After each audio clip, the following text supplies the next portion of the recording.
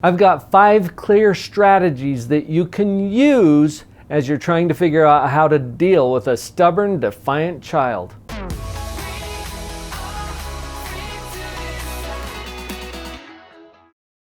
Okay, Mom, Dad, you know exactly where I'm going with this. The most important element in dealing with a stubborn and defiant child is to control yourself. I know, you got to hear it again probably. Control yourself. That's hard to do, especially when the kid is just bouncing off the walls or refusing to cooperate. That can be so aggravating and frustrating, and we end up losing our cool. That's usually the worst thing that could happen. But we all do it too, so I don't want you to feel ashamed or guilty because that's happening.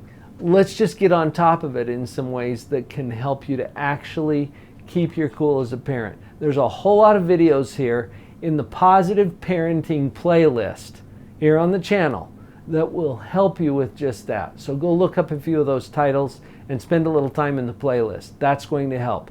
You got to keep your own cool. Obviously, one of the things that will help you to keep your own cool is to get clear about what you control and what you don't. Usually we get really frustrated about things that we don't even control. We're trying to control those things, but we don't have any control over those things, and that tends to breed frustration and anger, and that's where we're losing our cool. So getting clear about what you control. Kids are really good at this, and I've taught parents for years that there are 3 rules for control battles.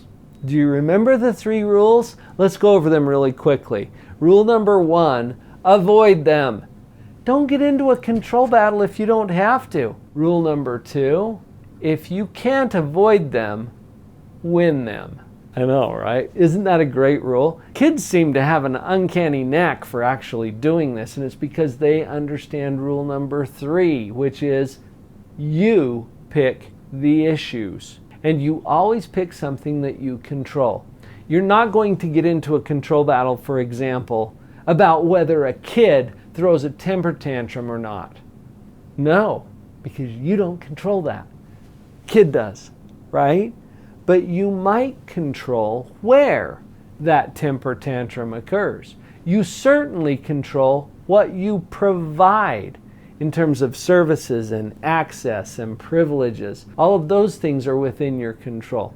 So those things are okay to focus on, and that will help you to keep your cool as we're dealing with a stubborn, defiant child. Let's spend a moment on the power of choice and accountability. Choice is almost synonymous with freedom.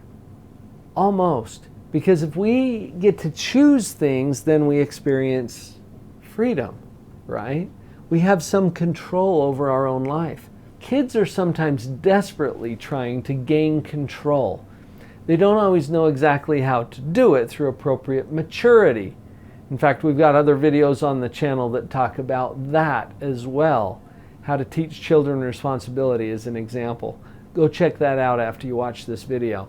Giving children choices helps them to experience a level of control which actually moves them along in their moral development so that they can become more mature. You'll feel better as a parent too, because you're offering them choices. And then here's part of what powers it up. You detach yourself from either choice.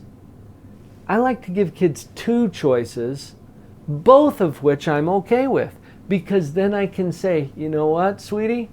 You can do this or you can do that. Either way is really okay with me.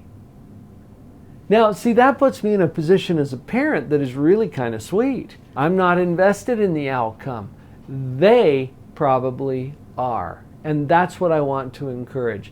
Defiant, oppositional, stubborn kids are usually trying to gain more control. So let's give them 2 choices. That way they can feel like they have some control over what's going on in their own life. That's a powerful strategy.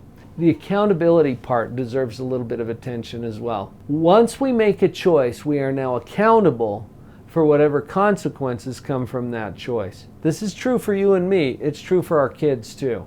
So the best thing we can do as a parent in that sense is to make sure that we're consistent as we follow up with consequences and allow our children to be accountable for the choice that they just made. I just gave you a phrase that I hope you put into your toolbox as a parent. Either way is okay with me. That phrase is such a powerful tool. Let me give you another one. No problem. Now you have to say it with kind of a lightness to your voice, a little lilt to your voice. You want to raise your eyebrows just a touch and have a little bit of a smile. No problem.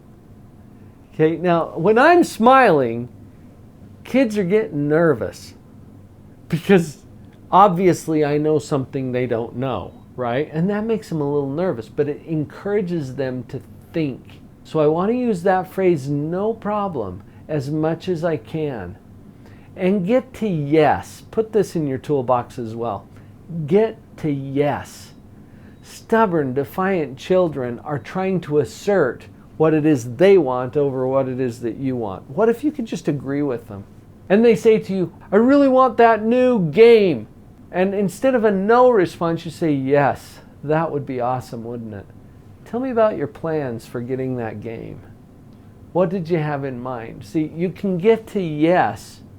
And it could be a conditional yes if or a yes when. When you combine this tool with the others that we've already talked about, you've got a great toolbox and vocabulary here that will put you into a position of power and influence as a parent. For 5 more specific tips based in positive parenting, watch this video next. How to deal with a stubborn child. 5 positive parenting tips. You're going to enjoy that video. Thank you for being here on the channel. I hope you share this with others as well. I saw her standing in the street alone. Her head was down, face locked onto the phone.